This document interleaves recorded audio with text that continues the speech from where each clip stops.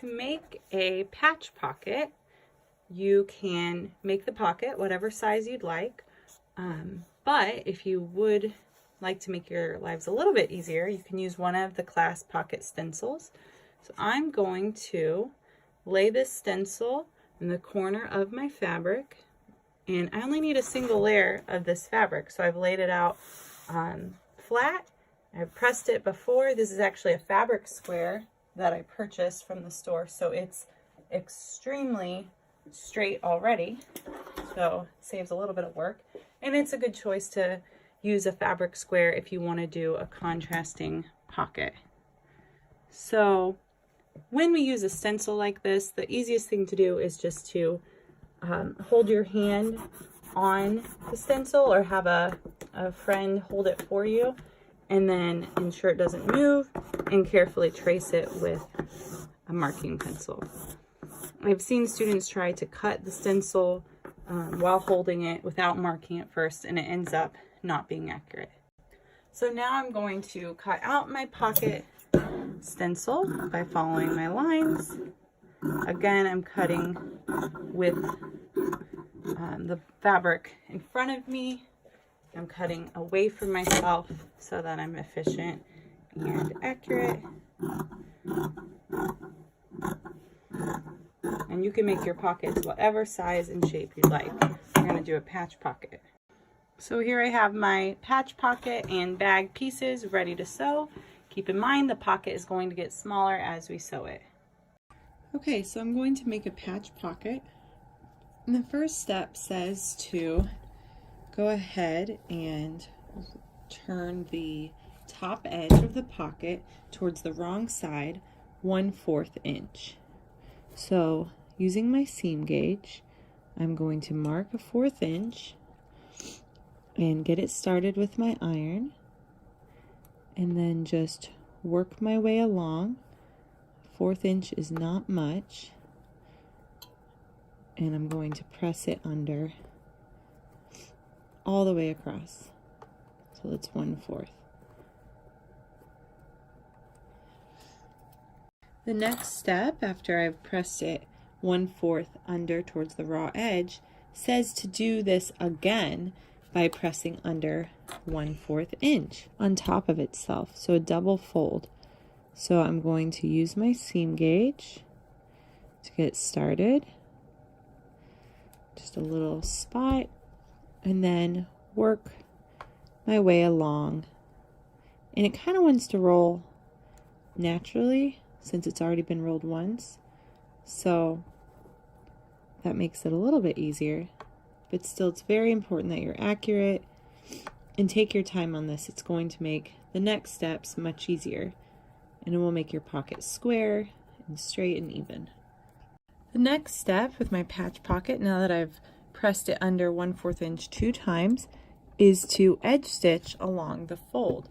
So I'm going to place one toe off and back stitch,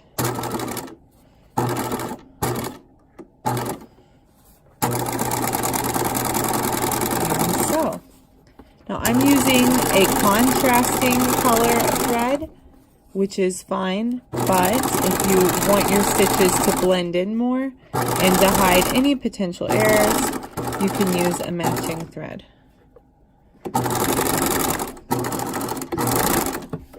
The next step to make a patch pocket is to turn the pocket 1 inch towards the right side and press.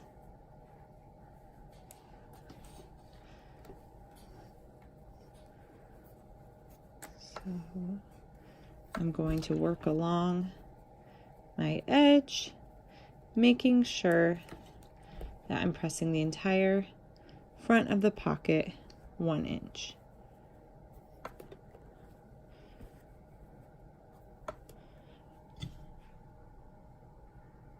The next step, now that I've pressed the top edge of the pocket to the right side 1 inch, is to stay stitch around 3 sides. So I'm not going to sew this portion here.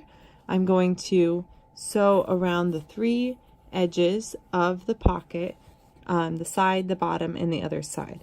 So to stay stitch, I'm going to sew at a 1/2 inch seam allowance. I know that this is 1/8 seam allowance, this is 1/4 seam allowance, and this is 1/2 seam allowance. 1/2 or 4/8, and then this next long line is 5/8. So I'm going to go ahead and backstitch. Stay stitching, you don't have to necessarily backstitch. It is a standard stitch at 2.5 length, 0 width. However, stay stitching is used to as a guideline, also used to prevent stretching. Now the corners, you have to either use your best judgment when you turn, or you can mark where a 1/2 inch is. Now I went a little too far, so I'm just going to back stitch until when I turn I'm at a 1/2 inch. Continue this around all 3 sides. Needle down to pivot. Did better that time. And up directly over where you pressed. And I'm going to go ahead and do a little back stitch. The next step is to trim my corners. I want this to be thinner so that when the following step is to flip the pocket around, it will be not bulky. So I'm going to trim it like this. So trim my thread. So this top corner is not bulky. You can trim down here as well a little bit if you want, but the important thing is that I'm not crossing the stitch line, or I would end up with a hole. You can also trim your corners down here. It will make this next step a little easier. And then again, the top edge here, just eliminating some of that bulk. Trim threads as you go. It will make your job easier at the end. Okay. So next, I'm going to flip the top of my pocket by turning this edge. So I just went like this and flipped it underneath. And you can use something pointy, such as a pencil. I have a marker, close shears, to poke the corners outward so they're square. Just be careful not to push too hard so you don't end up with a hole. And now my directions say to press this in place, this top portion. Pressing is very important to do throughout. And then to go ahead and use my stay stitch line as my guide and press that inward as well. So I'm just going to work along. The stay stitching is very helpful in knowing where to fold. And I'm going to press all 3 sides up towards the inside, making sure these corners are nice and clean so I have a square.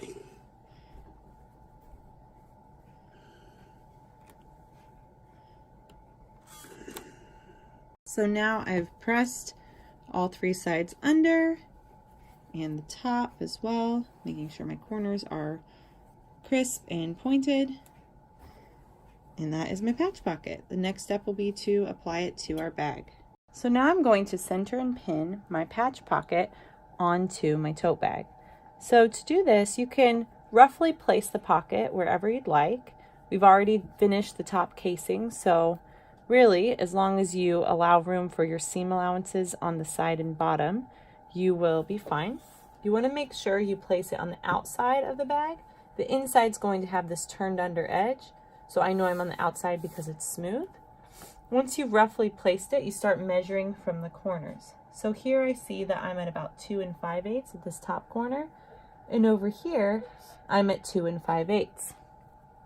Down below, I see that I'm a little crooked, and so you adjust it until you're at the same measurement at all 4 corners. Now, if you're way off, it could be that your pocket itself is not straight. Once you get it in place, you can place a pin. And then I always remeasure after I placed my pin and move on to the next corner, pinning all 4 corners into place. Okay, my pocket's pinned into place, and now I'm going to edge stitch it. So to do that, I'm going to line up with 1 toe on and 1 toe off, leaving room for me to backstitch. And I'm going to reinforce my pocket by doing a reinforcement stitch in the corners, and I'll show you that in just a second. So now I'm positioned. I'm going to lower my needle and backstitch. I have switched my thread so that it matches. I only have pins in the corners, but if you think it's moving, your pocket's not staying still, you can add more pins to help it stay in place so you don't end up having your pocket on crooked.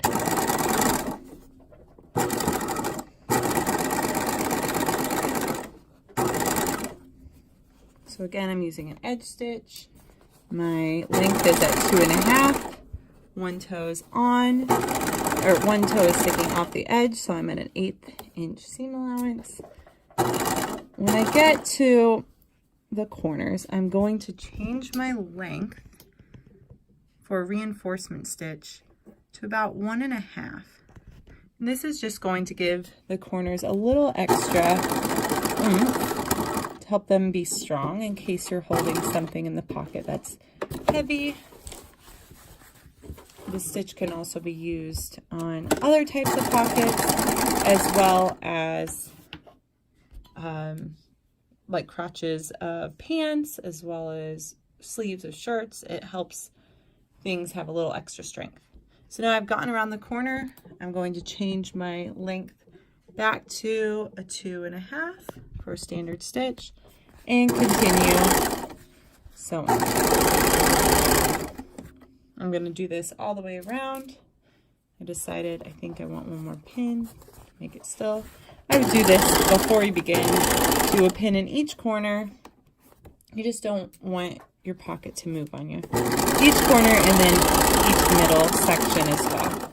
So I get it close to the edge and move my length back to 1.5 around this corner. Pivot.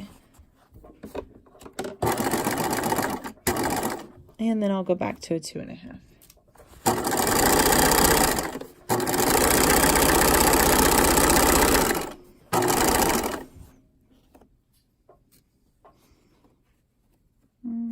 My pressing is kind of rolled a bit, so I'm going to make sure that's under the edge so that inside isn't poking through. Go all the way to the top carefully. You don't want to stitch over the top really, but you also want to make sure your pocket isn't flopping, that if you hadn't gone all the way to the top, and do a back stitch.